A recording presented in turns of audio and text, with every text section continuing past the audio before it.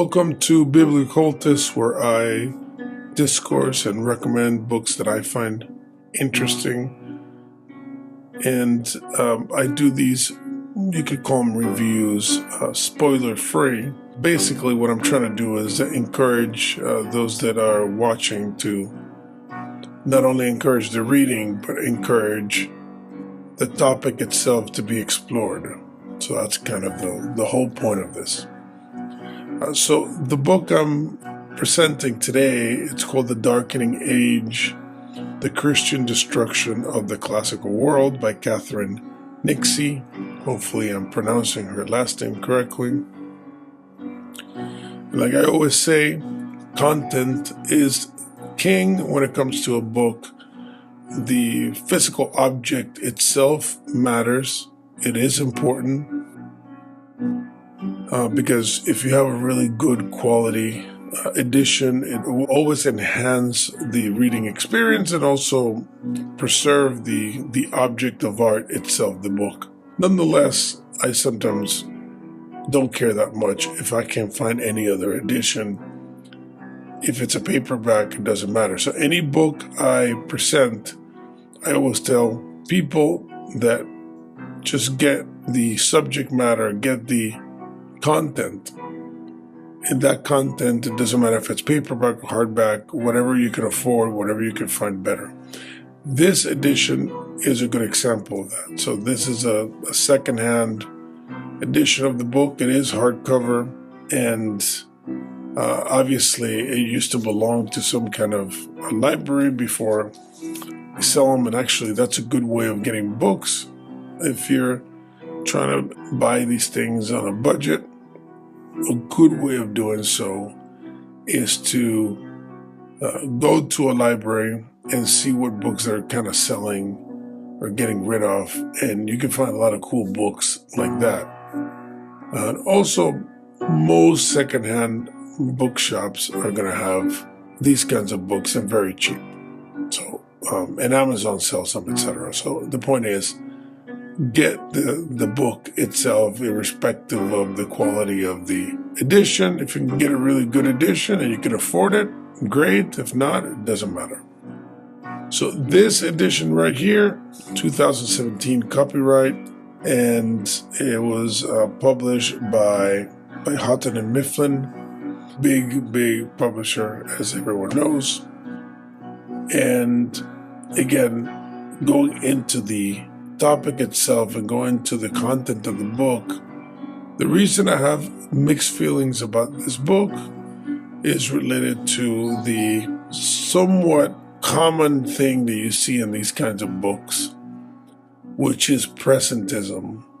And what I mean by presentism, it's a very common current terminology to refer to people that judge the past by the standards of the present. And this is not only a new phenomena, it has happened before. Bullfinch, for example, he would edit, actually this book doesn't refer to Bullfinch, but it refers to a phenomena of this kind, which is when Christians would read ancient pagan so-called sources, they would find them objectionable and therefore judge those works based on their Christian morality. And then when they would print these books or reference the books, they would edit out or cover up anything that they considered to be, in their eyes, disgusting or immoral or offensive. And ironically, in this book, there's something similar going on, in which the author is judging the ancient Christians and the ancient pagans by the standards of today, whether it's about the women's issues or, sexual immorality or morality. Again, because it depends. For a Christian, certain things are immoral, certain things are moral. For the modern mindset, certain things are immoral, certain things are moral. So it's the same kind of scenario, and it's ironic because the book suffers from the same thing it's kind of criticizing. But again, it's very difficult as a historian to disconnect from the present and disconnect from ideology. So no one is free of an ideological bent or an ideological influence. So every book you're going to read is going to have this, and you just have to be aware of it. And it can affect the work, especially if the work is actually critiquing that exact behavior. So it makes it ironic, oxymoronic, if you will. Now, this book is excellent, though, and I recommend it because it does go into the historical background of the rise of Christianity.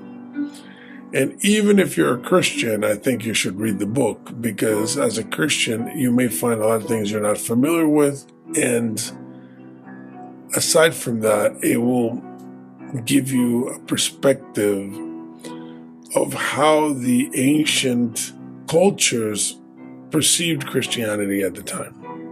And I think that's very enlightening. There's a couple points in the book that I find in particular that I find worthy of attention. So one is the destruction of the temple of Serapis. Again, I'm not going to go into details of it, but this temple of Serapis was very, very famous, very well known at the time. It was considered the most beautiful building in the ancient world at that period of time.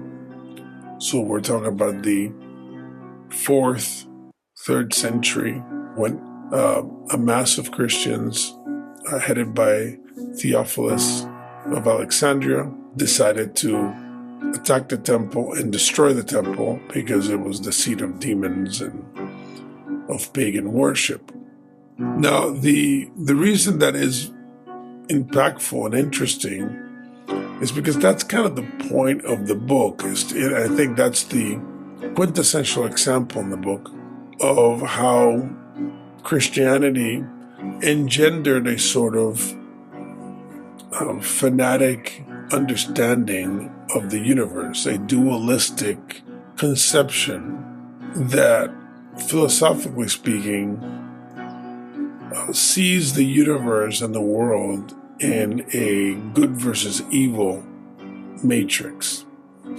Now, Christianity is not the only one that sees the world this way, not by any standard of the imagination. I would argue Zoroastrianism is a lot more firm in this conception. And it's a very ancient, and I would say the prototype of all Abrahamic systems. So it's not like Christianity invented this notion. But what's interesting is that technically Christianity is not Manichaean, is not hard dualistic. So it's not really supposed to see the universe in this fashion because they're monotheists. I mean, at least that's the theological position. And as monotheists, and as a lot of Orthodox theologians would argue, they don't consider evil to have an intrinsic reality or a substance. So evil is simply the lack of the deity or the negative of the positive of the deity. But it's not essentially a real thing, doesn't have an ontological reality, doesn't have an essence.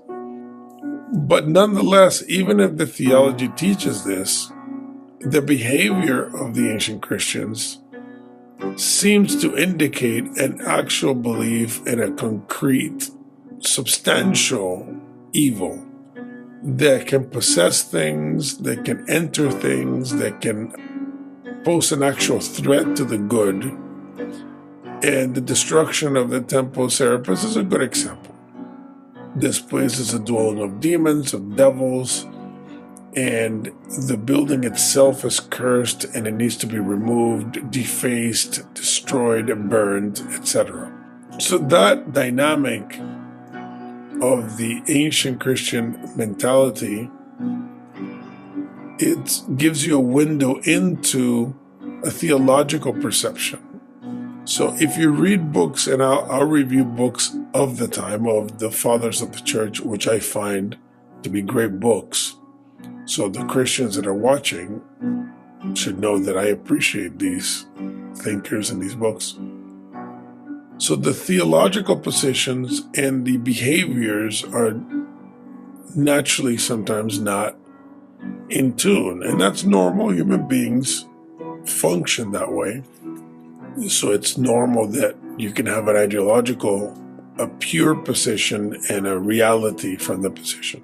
It's a historical fact that human beings are incoherent or inconsistent with their beliefs. So there's nothing wrong with that. Now, I'm not saying that the destruction of the Temple of Serapis is inconsistent with Christianity, though, but that's something that you can conclude or something you can decide when you continue reading these kinds of books. So that's one point that I find interesting. Also, the destruction of books. So the book explores this issue of the destruction of literature and of history and of philosophy in particular. And that discussion to me is important, is interesting, because obviously this channel is about books, and it's about the love of books and the impact that books have on human beings and on history and on psychology. So the fact that this early Christian movement was obsessed with the destruction of books, because again, reading these books could possess you with devils, and it could create demons or generate a demonic age and things like this. So I find that interesting, because we're talking about destruction of a lot of ancient history. I find it hard to swallow the destruction of books. Although, again, there are certainly books that are not that great.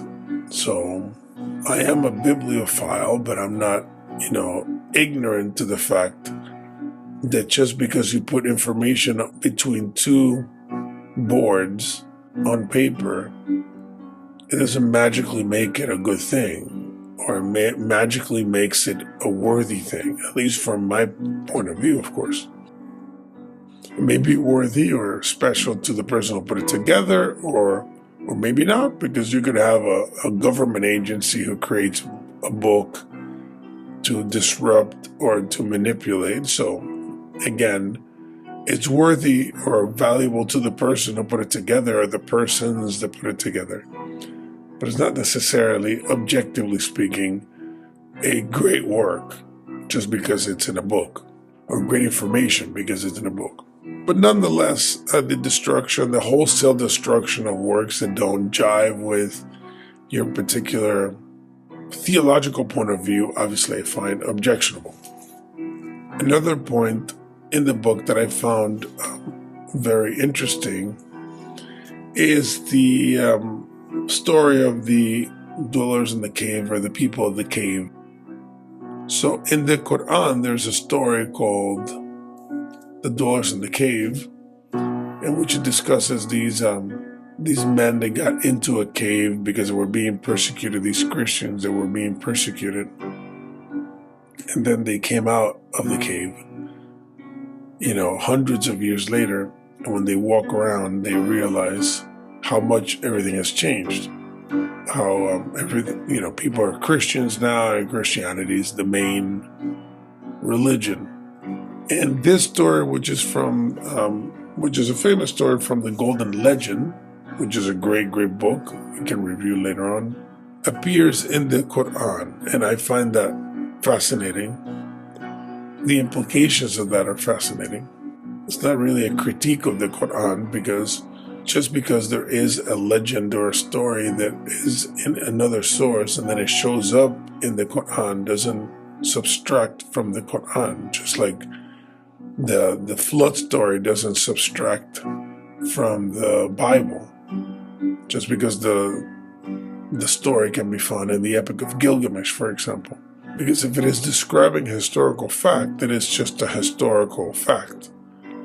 And it's just describing that. Now, if it's a legend, it is still a description of a legend. So at the end of the day, just because one thing appears in the other doesn't cancel the other out. I mean, just something to point out, because a lot of people think it's like a a checkmate kind of situation where you can find, the flood story in an Aztec book. Well, if the flood did happen, then it should be everywhere. So the other point that I found is interesting, like another piece of the work, is the perception of the philosophers and a lot of the people at the time. Now, of course, most people were not, intellectuals or even capable of reading and writing at the time. So obviously anyone who's at the time writing and commenting on the Bible, for example, obviously was an educated person. So, but reading and getting the sources, because the breadcrumbs in this book led me to other works that I'm going to go into. But just finding out how the Bible was perceived by the philosophers is very interesting. Seeing, because I remember reading St. Augustine, and he's kind of answering back to those that say that the Bible is like simple language or incomprehensible language or, critiques of the Bible. And I remember reading St. Augustine answering these, but I didn't have really a context. And I read that like years ago, the City of God. But now in this book, it points me in the direction of a linguistic reason why the Bible was disliked. The form, the language, the way the language was used, even the Greek that was being used, because the Greek is used in the Old Testament, New Testament. Like a lot of scholars I have read say, the New Testament is quoting the Greek Old Testament. But the language is being used was considered to be coarse, considered to be simplistic or even vulgar by some of them. And I find that very fascinating, because when we read the Bible, as the author here points out, in English we read it as the King James Version. And there's a psychological association of the King James with classical literature, with a Shakespearean language. And therefore we read the Bible thinking it's high language or very sophisticated language. But the reality is that it was not read that way at the time. It changes the dynamic. It's almost as if we had a Bible translation that was called Slang American Bible or Street Bible, and it was a very common kind of low-tier form of communication, and then we read the Bible that way, it would give us a less of an impact psychologically, because the wording and the dynamics of the wording change the perception of the quality of a book. So from a reader's perspective, so people like us who like books, who love books, who read a lot of books, we have had the experience of reading Dickens versus Stephen King. There's quite a difference there between reading King and reading Dickens, or reading Poe and Lovecraft, and then reading Dickens, and then reading King. And that difference, it's a huge difference. So they saw the Bible as Stephen King at the time, if you will. Whereas most of us read the Bible and we think of, Poe or Shakespeare. So interesting point to lay out there on the table, which I enjoyed. So a final observation or a final thought on this book, and I would say probably my favorite, is the imagery or the visual that I got from the book when it comes to the presentation of the monks from the White Monastery in Egypt coming out of the monastery almost like zombies. And I hope you pardon the analogy because it sounds negative, but I actually kind of like the visual that it presents, because it presents emaciated hungry, kind of skinny, black-robed, fanatic monks roaming from the desert into the towns and attacking pagans and philosophers and destroying demon-ridden objects and persons. And there's something very, very interesting and powerful about this image. It gives a texture to the entire history of monasticism that I've never technically seen that way. I mean, I've looked at monasticism as being a very interesting, almost occultic experience, or I would say it has an occultic flavor, because the heavy asceticism that was practiced at the time, which is very similar to the rishis in India, but that aggressive monasticism, and I would say a very militant monasticism, because it's not only separating yourself into a cave, but you actually go out into the world and engage the world in an aggressive fashion. And the way that they were viewed by the people at the time is so interesting that I would say is the most dominant aspect of the entire book.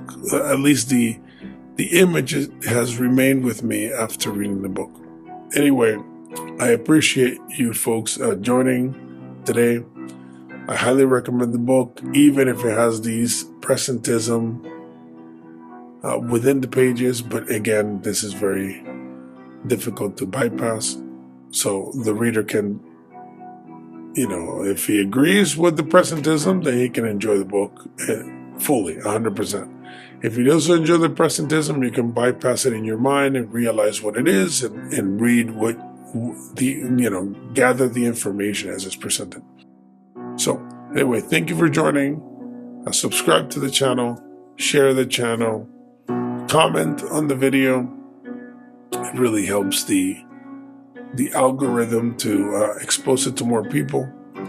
And I'll be more happy to read those comments and continue doing the videos here. So thank you for joining. See you next time.